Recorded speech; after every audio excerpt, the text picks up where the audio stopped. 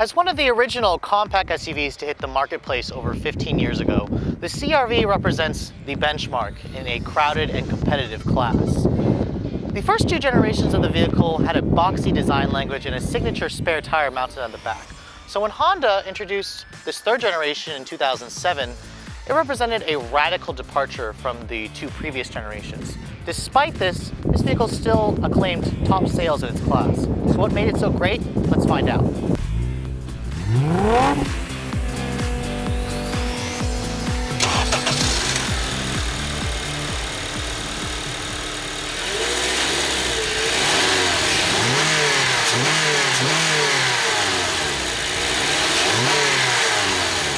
Now, the CR-V nameplate has actually been around since 1997. That was the first model year that Honda introduced the vehicle. It was actually a year after Toyota's RAV4, which was the original compact crossover in the class.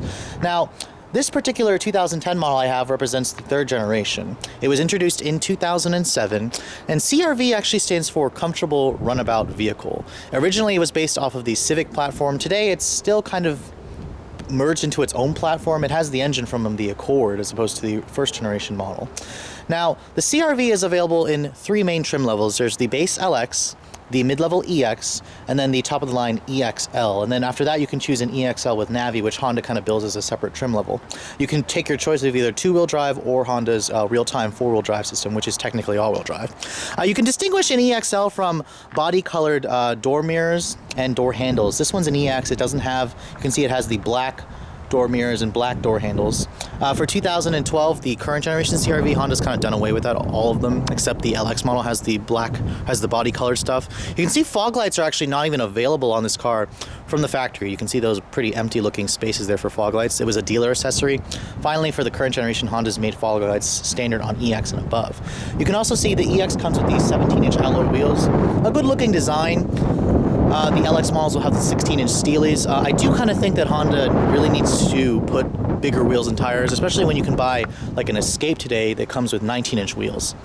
You can see with the third generation model, Honda got rid of the spare tire in the back. They also got rid of the side hinge doors. This is now a traditional liftgate that flips up, a design element that customers really wanted Honda to do. Now, looking at the interior, this particular CR-V just has their gray cloth interior. If you choose an EXL, it'll come with leather. That's what the L stands for, is leather. Now, stepping in this vehicle is very easy. That's one of the reasons why I think it sells so well. It just has a really easy step-in height. You can see it also gives you a really nice commanding view of the road. It's one of the reasons, again, why consumers love this car. Now, looking at the key for the vehicle, it's the same Honda key. They're still using this current key on the brand new 2013 model. You can see here, really a nice, attractive looking set of gauges. Really shows what you need to see. And what you're hearing is Honda's corporate 2.4 liter K24 four-cylinder engine. Now, the window on the driver's side is automatic up and down. Only the driver's side. It's not on the passenger or anything else. You can see the interior design of here is very reminiscent of, the past CR-Vs. You still have the same hard touch plastic materials on the dash. It's all hard touch. There's no soft touch materials. You do have a little storage compartment here with your actually, there's no USB. You have to choose an EXL, I believe, to get the USB. I don't see this one as having it. The glove compartment for this vehicle is damped, at least. It's on the small side. It's not lined with felt or anything like that. You have to remember this car is kind of based off of a Civic. Now, coming to the door panels, it's hard plastic. However, the graining is very nice. You have some silver painted plastic here, and then it's soft touch right here where your elbow's going to rest, kind of the important key touch points. The steering wheel of this vehicle looks kind of, simple. It's not designed to kind of invoke passion. This is supposed to be a car that you need, not that you necessarily want. You can see here it's got, the same materials over here. I'm not really a fan of the graining material on the upper dash. I think it feels cheap. The newer CR-V has a little bit nicer materials. You can see this particular one has a 5-speed automatic. A 5-speed manual is not available on this third generation. The last time you get a 5-speed manual was on the second generation CR-V. See, here's your simple radio controls, your single zone climate control. Choose the EXL and you'll get dual zone automatic climate control.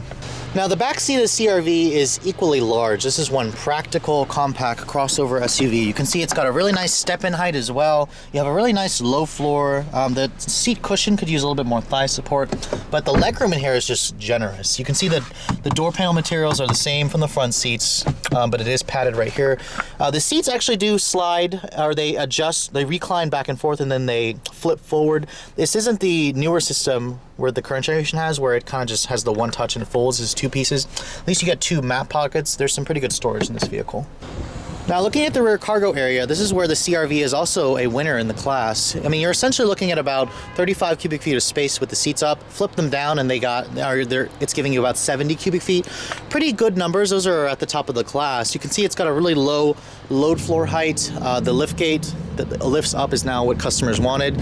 Overall, I mean, this is the reason why you purchase a compact crossover SUV like this.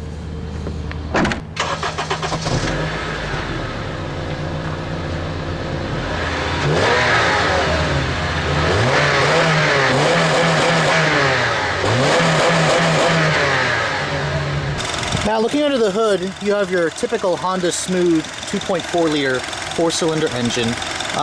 It's paired with iVTEC. This is Honda's newer K24 engine series. Here are the numbers: 180 horsepower and about 161 foot-pounds of torque, up from 166 in the 2007 to 2009 models. Like I said before, 2010s when Honda updated the car.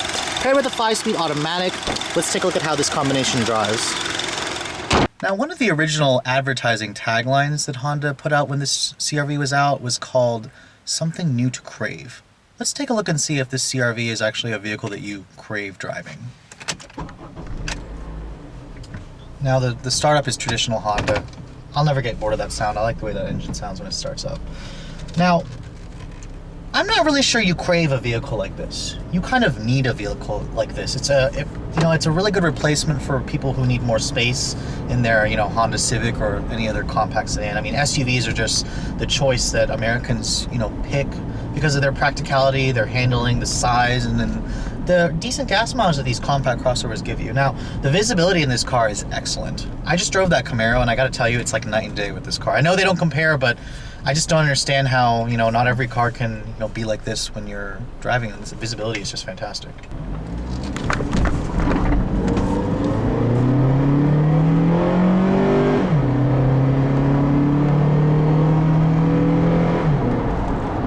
You can see the acceleration in this car is not the best. It's kind of described as adequate, maybe even a bit lackluster. I mean, this is a 2.4-liter four-cylinder paired with the 5-speed auto. You can see the gears are pretty widely spaced. I really think it's time just Honda, put in a 6-speed automatic in this car.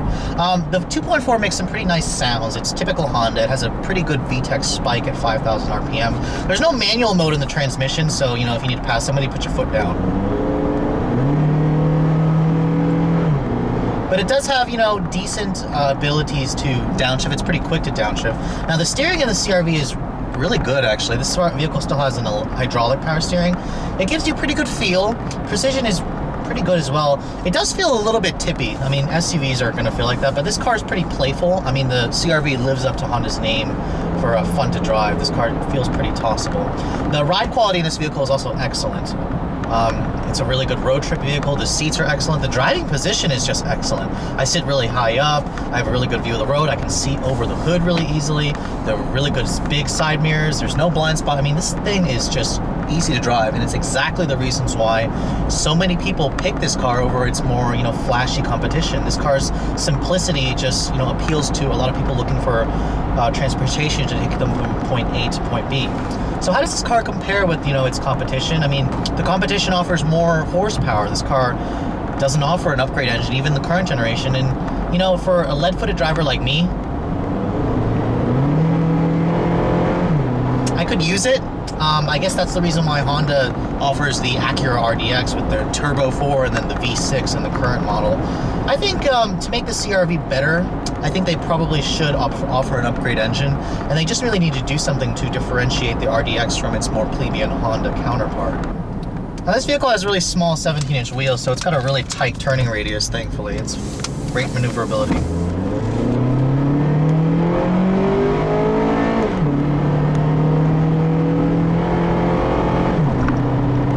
The noise it makes is pretty good. Maybe your grandmother, your mother may not like how loud it gets, but I actually like it. I think it's kind of funny, actually, to hear it coming from this SUV. But anyways, if you guys are in the market for a compact crossover like this, I mean, the CR-V is an excellent vehicle. It's got really great reviews, great low cost of ownership, great reliability. So if you're in the market for one, check one out. Thanks so much for watching, guys. I'll catch you all later.